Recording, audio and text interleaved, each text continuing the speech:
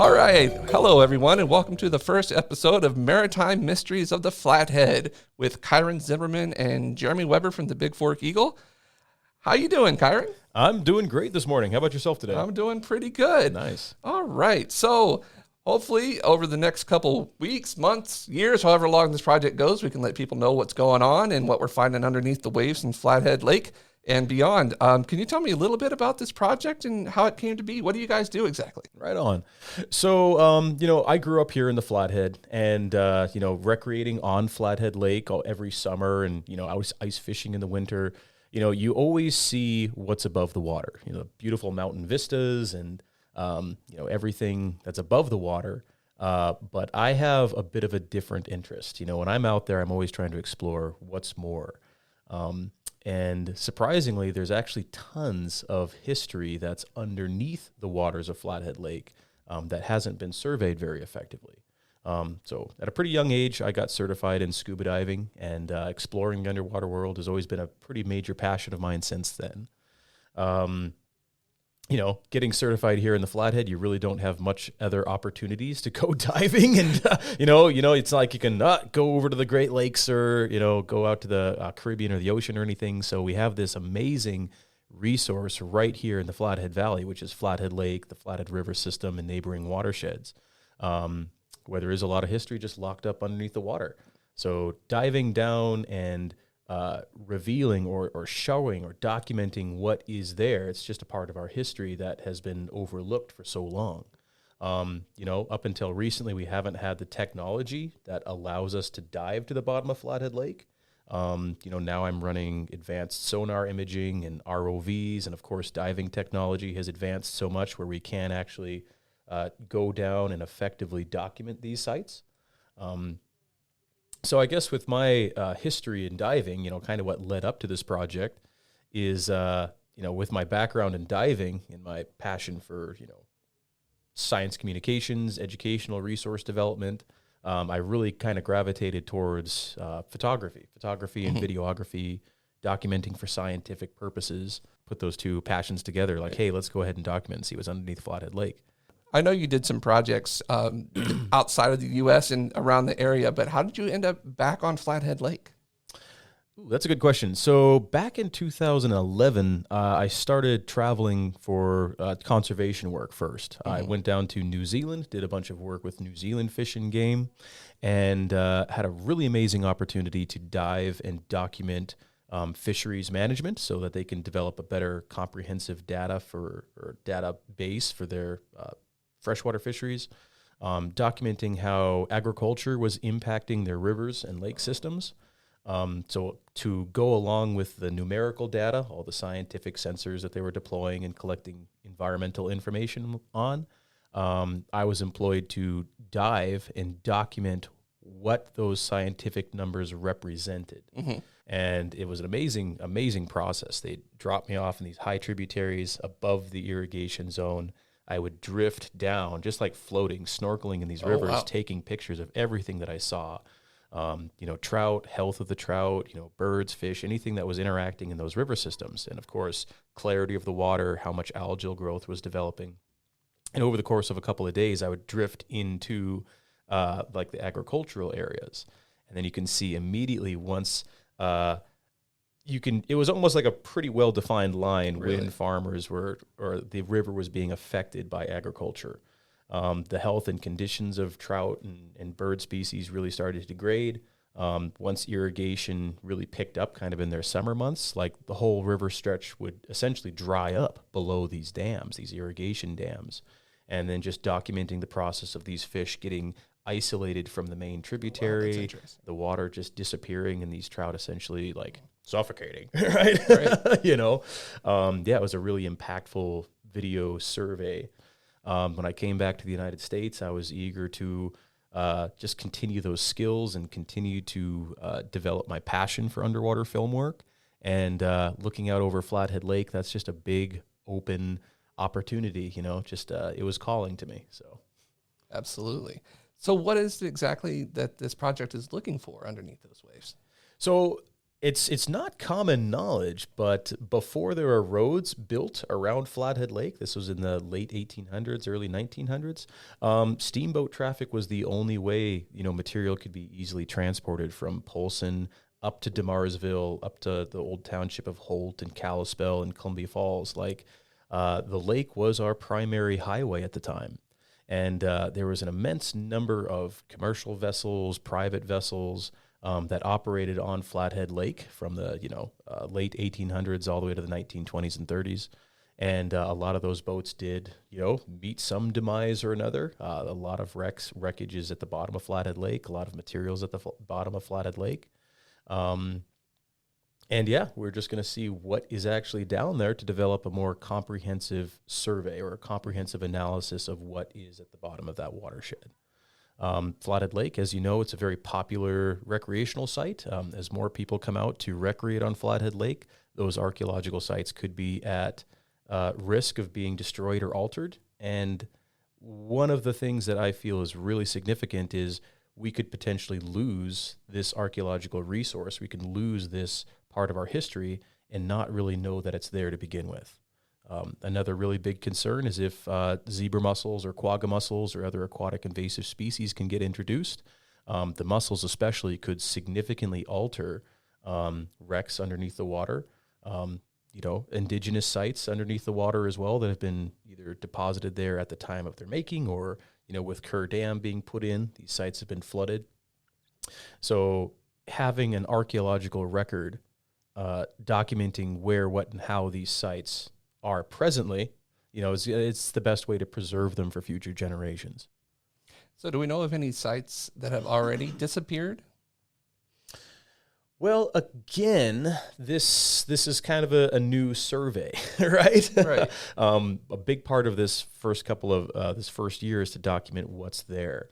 We do know of a couple of sites that we've dove on back in 2016. Diving on them recently shows that they have been altered since we first documented and dove on them. The Kiyomi has had some materials removed from it. Every big flood event, or a river washing could potentially deteriorate structure that could be out in the Flathead River system. Wrecks that are up in like the Middle Fork and the Flathead River system, there's a pretty good chance that that's getting deteriorated, kind of on an annual basis. You have major flooding events, you have sedimentation, so wrecks and structures are getting buried by sediment as it comes into the river and lake system. There is a site up in Dickey Lake. Again, it hasn't been surveyed very effectively, but it's an old logging camp. Okay.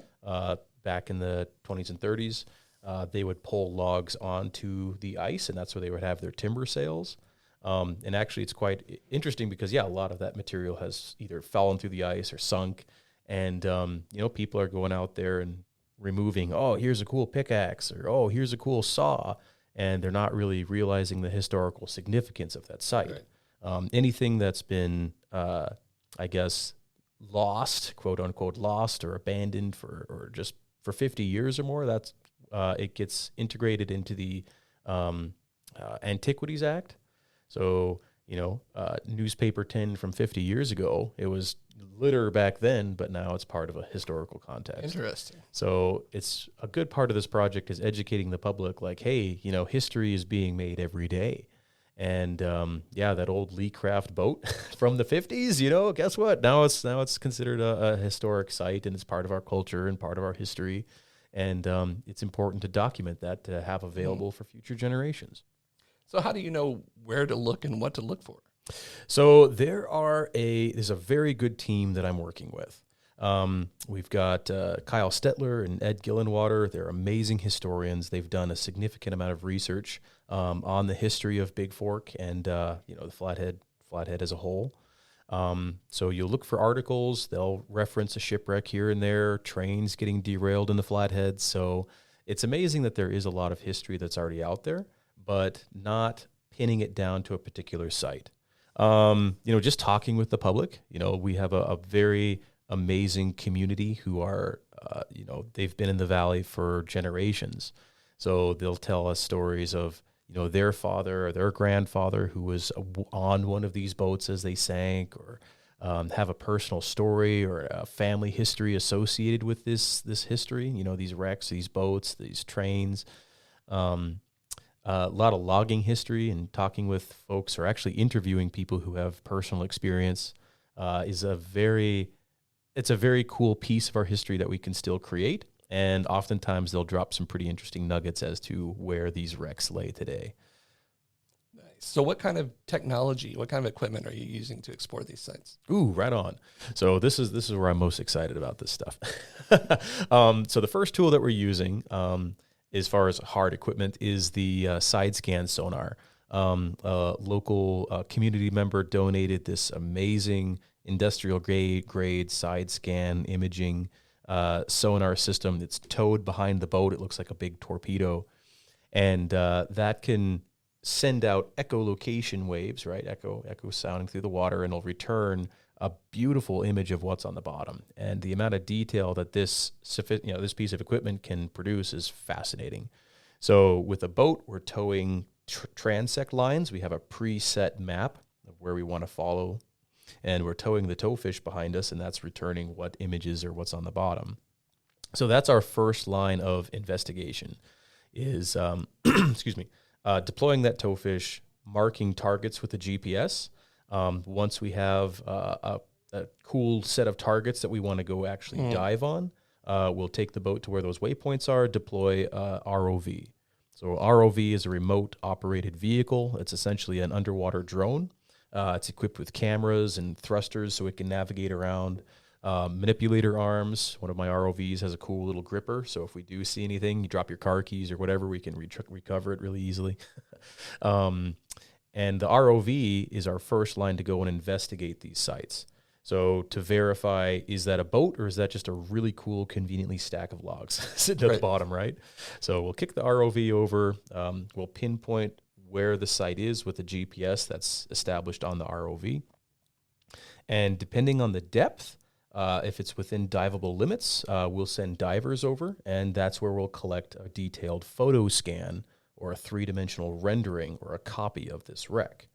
And if it is too deep, I have another ROV which is specific for high-resolution imaging, and then that can be deployed to collect the photogrammetry rendering if it's deeper than 100 feet or so. So what do you do with all of this information? So it is being cataloged into a database. So the BACC, the Big Fork History Project, they're the ones who are going to be putting together the database and putting together an educational resource to share with other museums and other historic organizations around the state. So my job is to collect the information so that we'll have it on record. Mm-hmm. And then the Big Fork History Project and the BACC will make that available to different organizations. So what sites have you found so far? So since 2016, when I was involved with another archaeological dive program, we located 2 sites based off of that project.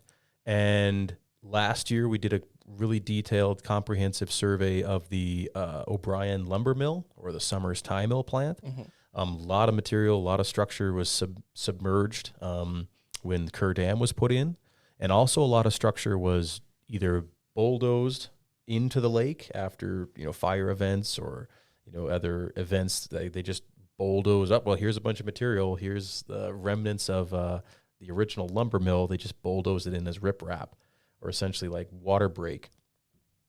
And then when Kerr Dam was put in, it flooded that all up, so it's all underwater to this day. So we've got the lumber mill site. We're focusing on a few other sites this year. We're going to be looking at Damarsville, the old township of Damarsville, before Kalispell sits where it is today. The town of Damarsville was right, probably about 6 or 8 miles south of here along the Flathead River. And, it was built right along the river. So we've got landing sites, ferry landing sites, docks, all associated with that original township that are just disarray. They were just left abandoned once Kalispell moved to its present location. So that's a site that we're excited to dive on. We know where it is. We just don't know what's underneath the water. Same thing with Painted Rocks. That's another site that we're really excited to document. Everything above the water has been really well, surveyed. Archaeologists and surveyors have mapped everything above the water quite well, but there could be a wealth of cultural information that's underneath the water that hasn't yet been documented. So I would say for this year, we're targeting sites where there's a strong historical evidence that something's there. And we're just deploying our equipment to verify what is there and make that available. We're diving on Woods Bay. We did a scan on Woods Bay last weekend. The sonar revealed some pretty interesting structures at the bottom of the lake. One sonar image returned. It was very evident that it was a boat, but it's hard to determine exactly how old it is or from what era. So our next step is to deploy the ROV on it to verify what kind of boat it is, how old it is. So are there any sites that you know of or that you've heard rumors of that you're excited about getting to as this project moves forward? Ooh, absolutely. Well, what's really amazing about this project is there's so much community involvement and so much community interest. So now that we're picking up steam and folks are aware of what we're doing, I'm getting contacted by folks as far as Bozeman, another fellow up in Canada.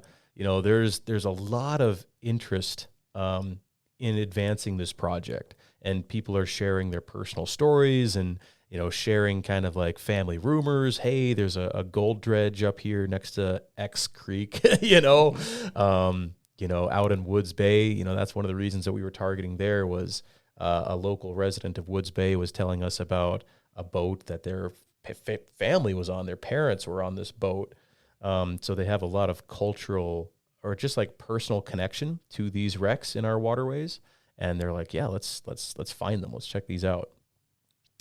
Glacier National Park has some pretty interesting sites that we're excited to dive into. Obviously, working with the park is a little extra red tape that we're navigating. But one of the amazing things about this project is that there is so much out there and there is so much to uncover. And it seems like every day, Ed Gillenwater and Kyle Stetler, as they're doing their research, are coming up with some cool stories for us to pursue. But that's just part of what we're doing is following these threads, following these mysteries, and seeing where they end up. So what projects do you have coming up this summer that you're excited about? Let's see. We've got our current archaeological project, finishing our survey sites on Flathead Lake. Or at least through this year, we have about 6 sites that we're focusing on, just here in the Flathead drainage. Woods Bay is pretty cool. We've got that boat on the sonar where I'm pretty excited to check out. Painted Rocks. Painted Rocks, again, is going to be really interesting to document what's down there. I think the DeMarsville site is going to be fascinating just because, again, there hasn't been a very good survey done. And I have dove around those old pilings, and there is some neat stuff under there that I'm just really excited to document and share and, kind of bring to the surface, so to speak. Pun totally intended. Let's see. I would say one of the things that I'm most excited about this project is having an opportunity to complete it or having an opportunity to bring it to light. We're interviewing a lot of folks, getting a lot of really amazing stories out of the public. We're following a lot of really amazing leads. Let's see, without getting into too much detail, because again, we haven't conducted these surveys yet. It makes it a little bit tricky to comment on a forum like this because somebody can beat us to it and alter the site before we have a chance to document on it. So pardon the public, everybody. We just got to keep the little DL. It's treasure that we're talking about here, right? Historical treasure. Historical treasure. Hey, isn't history our treasure that we have, right? Absolutely. How much does a project like this cost? So all the equipment is quite specialized, so it is pretty expensive. I do own the ROVs. I do own my own scuba gear and my own underwater camera equipment. So those are covered, but there is a lot of cost associated with maintaining them. Last fall I had a pretty scary flood event with one of my ROVs. One of the seals started leaking.